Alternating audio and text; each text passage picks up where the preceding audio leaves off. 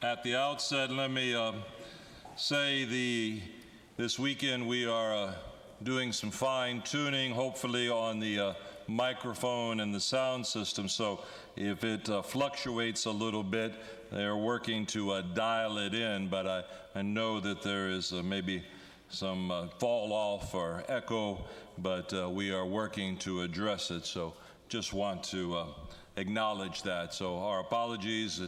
Bear with us with patience, and we'll get it fired up and working on all cylinders real soon.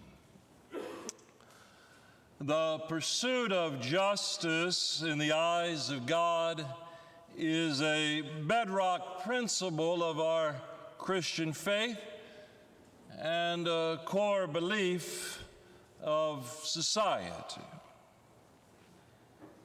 It is ironic, then, that the quest for such justice is played out with more regularity in Hollywood, that land of make-believe, than perhaps anywhere else. Cop and lawyer shows are a dime a dozen. If you miss CSI West University or Law and Order Southside Place, don't worry. You can catch them pretty much every night of the week. As a child, I tuned into the Sunday night mystery movie every week, and I was enthralled by the world of McCloud, McMillan and Wife, Kojak, and Quincy. It's amazing I became a priest and not a detective, huh? But the character who fascinated me more than any was Columbo. That mild-mannered detective in the rumpled raincoat and two-bit cigar.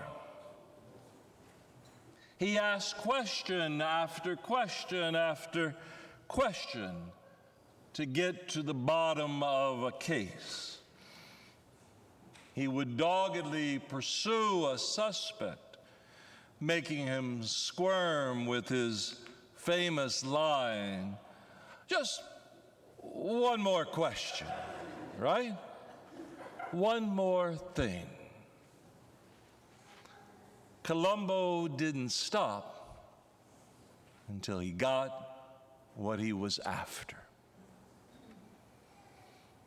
I bet he would have loved the woman Jesus uses to illustrate a story on the necessity of praying without ceasing,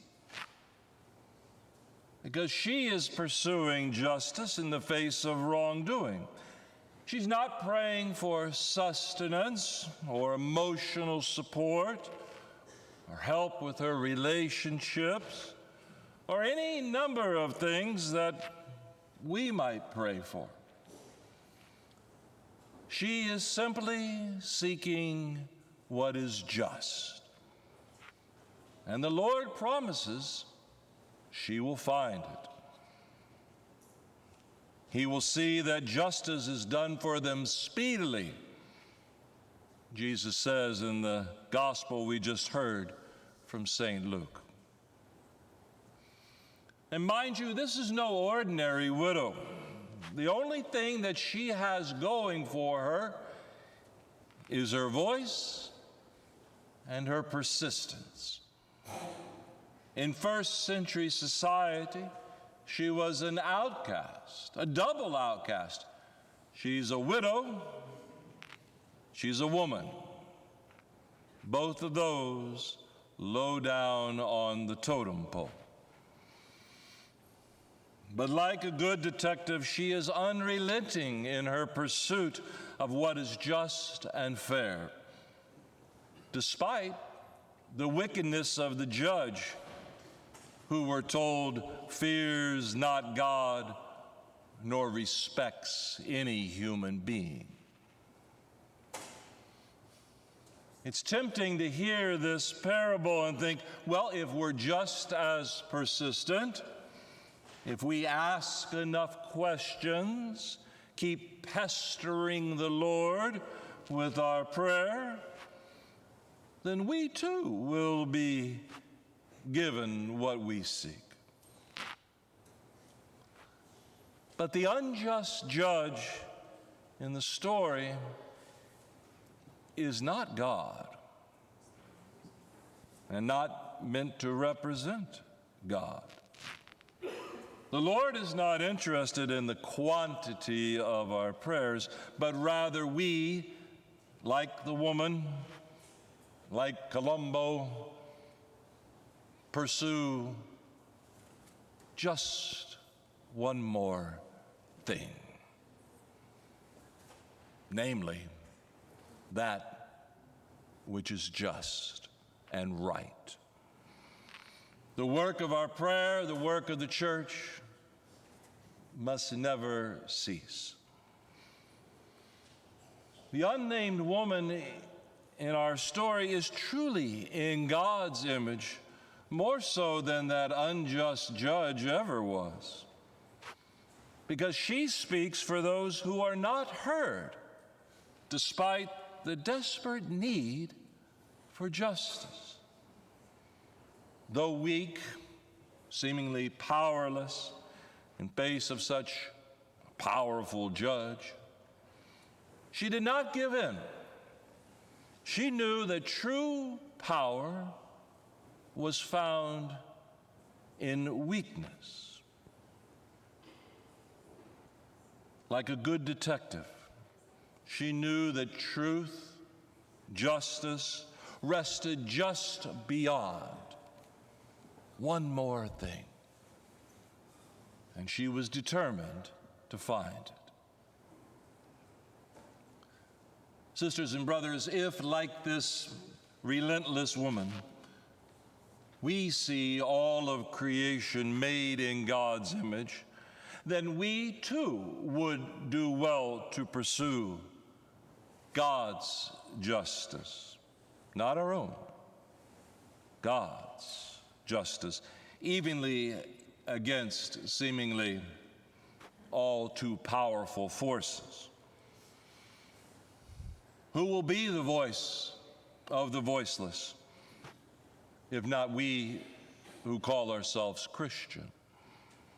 For the poor, for the immigrant, for the powerless, for those at the end of life, for those struggling just for the right to be born. Where is the voice of God's justice? The voice of untiring pursuit. Our struggle lies in the fact that so much in our world is unjust, especially for the disenfranchised. And we can pray for things to be put right, and even pray that we, in some small way, can help make them so. Yet, often conditions don't improve. Sometimes they get even worse. And we're tempted to cease our prayers, quiet our work. What's the use? We lament. Even when things improve a bit, there's still such an enormous mountain ahead of us of wrongs to address in our homes, in our churches, in our community, our nation, our world. We can feel our efforts are puny in comparison, and thus we're tempted to draw within, draw back into our private world and saying, not my problem. I mean, what difference could I make? Like Moses in the first reading that we heard from the book of Exodus today, we grow weary. We find it difficult to keep our hands raised in prayer as life bears us down. Moses needed the help of Aaron and Hur to support him, to keep his arm aloft with the staff for the fight.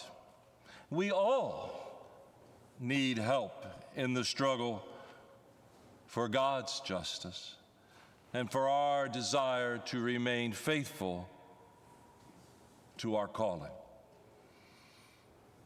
And yet, if we are steadfast in our prayer and our thirst for justice, we can and we will make a difference. Jesus promises that in no small way. Think of it this way. If the woman in the parable can persuade a crooked judge to render her a fair decision, how much more will our God, our gracious God, give to those who believe in him, who seek his justice, his peace, his promise? How much more? In the end, it's Jesus who asks just one more thing.